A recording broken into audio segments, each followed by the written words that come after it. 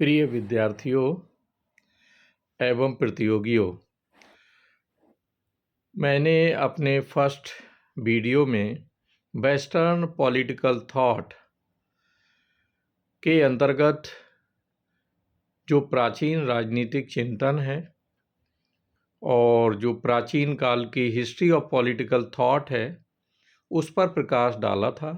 आज इसी कड़ी में मध्यकालीन राजनीतिक चिंतन की प्रमुख विशेषताएं क्या हैं, इस पर मेरा आज का ये वीडियो आधारित है।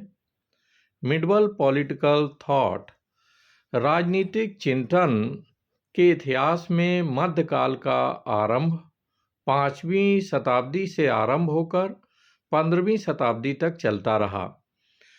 संत अगस्टाइन को प्राचीन तथा मध्यकाल के बीच की कड़ी माना गया है।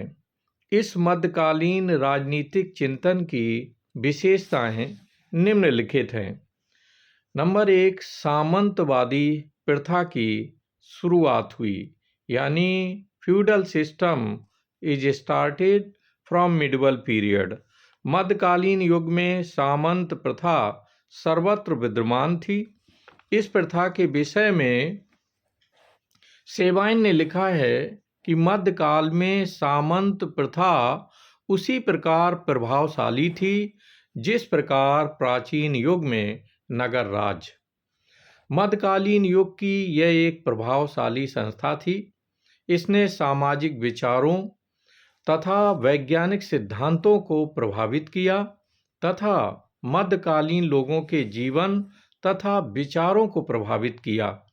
मध्ययुग की यह प्रभावशाली प्रथा आधुनिक काल में पूर्णतया समाप्त हो गई। मध्यकालीन चिंतन की जो दूसरी विशेषता है वो है दैवीय अधिकार का सिद्धांत, यानी थ्योरी ऑफ डिवाइन थॉट। इस युग के राज दर्शन की एक प्रमुख विशेषता राजा के दैवीय अधिकार का सिद्धांत है। राजाओं की यह पुष्ट धारणा थी कि उनका राज करने का अधिकार पैतृक है तथा दैवीय है।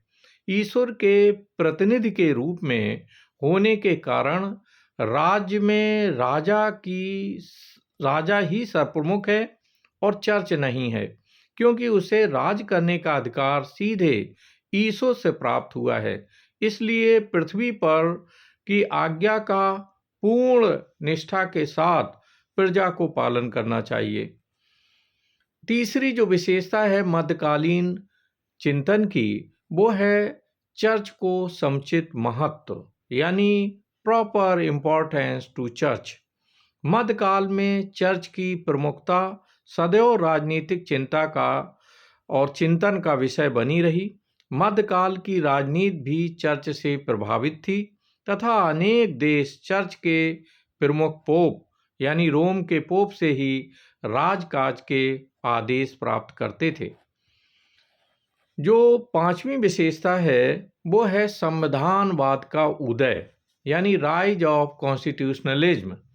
मध्यकाल के उत्तरार्ध में संविधानवाद भी राजनीतिक चिंतन का विषय बन गया। संवैधानिक सरकारें अनेक देशों में स्थापित हो गईं तथा उनकी मांग की जाने लगी। राजा को चुनने का अधिकार, निर्वाचित राजतंत्र, असेंबली आदि शब्दावली इस युग में सामान्य चर्चा का विषय बन गए। धर्म को महत्व, ये अगली विशेषता है कि मध्यकालीन चिंतन में, राजनीतिक चिंतन में धर्म की प्रधानता थी। राजदर्शन का आधार प्राचीन युग की भांति तर्क अथवा बुद्धि विवेक नहीं अपितु धर्म ग्रंथ अथवा धार्मिक अंधविश्वास था। ईसाइयों की धर्म पुस्तक बाइबल तथा संत ऑगस्टाइन की पुस्तक ईश्वर का राज्य यानी सिविटास डाई द्वारा प्रमाणित तत्व ही सामाजिक तथा धार्मिक जीवन तथा दर्शन के लिए प्रभावित निर्णय के रूप में स्वीकार किए जाते थे। मध्यकाल में राजा तथा उनकी राजनीति धर्म के आधार पर ही संचालित की जाती थी। इस प्रकार मध्यकालीन जो राजनीतिक चिंतन है वो धर्म से प्रभावित था तथा चर्च और राज्य के संघर्षों का अखाड़ा बना हुआ था। अब हम लोग अध्ययन करते हैं आधुनिक जो राजनीतिक चिंतन है, जो मॉडर्न पॉलिटिकल थॉट। 15वीं शताब्दी के उपरांत पाश्चात्य राजनीतिक विचारधारा आधुनिक युग में प्रवेश करने लगी थी। इसी कारण इस काल के जो प्रतिनिधि विचारक है मैकियावेली के मध्य युग का अंतिम तथा आधुनिक काल का प्रथम विचारक माना जाता है। आधुनिक युग की नवीन मान्यताओं ने राजनीतिक चिंतन को प्रभावित किया, जिसके कारण आधुनिक राजनीतिक दर्शन में निम्नलिखित विशेषताएं उत्पन्न हो गईं। पहली विशेषता जो आधुनिक राजनीतिक चिंतन की है वो है राष्ट्रीय राज्यों का उदय हुआ, राइज ऑफ नेशनल स्टेट्स।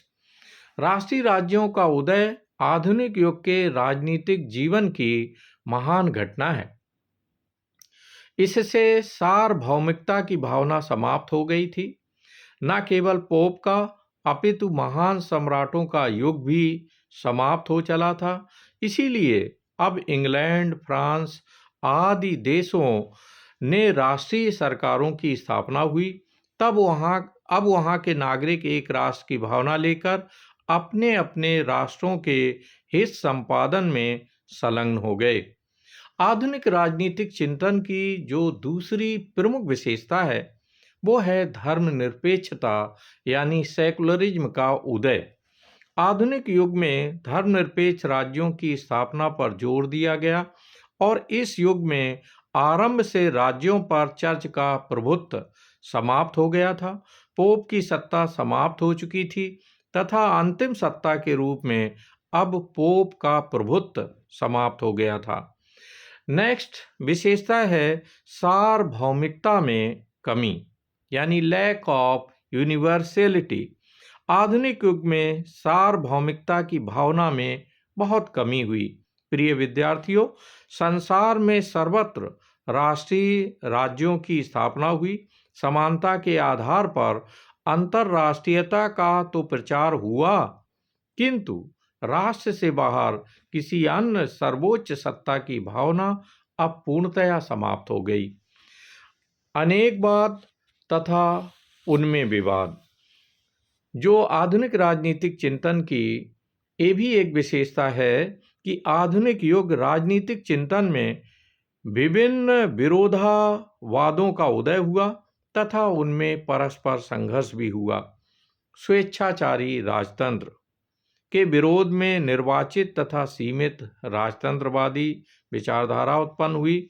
आगे चलकर वाद प्रतिवाद तथा बुद्धिवाद का प्रचलन हुआ और आगे बढ़ने पर प्राकृतिक विधि यानी लॉ ऑफ नेचर का महत्व दिया जाने लगा और विभिन्न वादों के उदय की श्रेणी में प्रकृतिवाद तथा बुद्धिवाद के विरुद्ध जन्मे समग्रवाद तथा सत्तावाद की भी गणना की जाती है।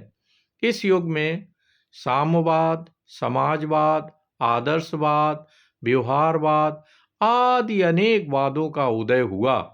इनमें परस्पर संघर्ष हुआ। बस संघर्ष के बाद पुनः नए वादों का जन्म हुआ। इस आधुनिक राजनीतिक चिंतन की एक ये भी विशेषता है कि न्याय की नवीन धारणा यानी न्यू कंसेप्शन ऑफ जस्टिस का जन्म हुआ। प्राचीन युग की भांति आधुनिक युग में भी न्याय को महत्व दिया गया, किंतु न्याय की इस नवीन धारणा और प्राचीन युग की धारणा में बहुत अधिक अंतर है। अब न्याय के पालन हेतु एक नवीन संस्था का जन्म हुआ जिसे न्यायपालिका का नाम दिया गया। जो आधुनिक राजनीतिक चिंतन है विद्यार्थियों, इसकी एक और प्रमुख विशेषता है वह यह है कि आर्थिक विचारों को बहुत अधिक महत्व दिया जाने लगा। आधुनिक राजनीतिक चिंतन की यह एक प्रधान विशेषता है कि इसमें आर्थिक विचारों को विशेष महत्व प्रदान किया गया।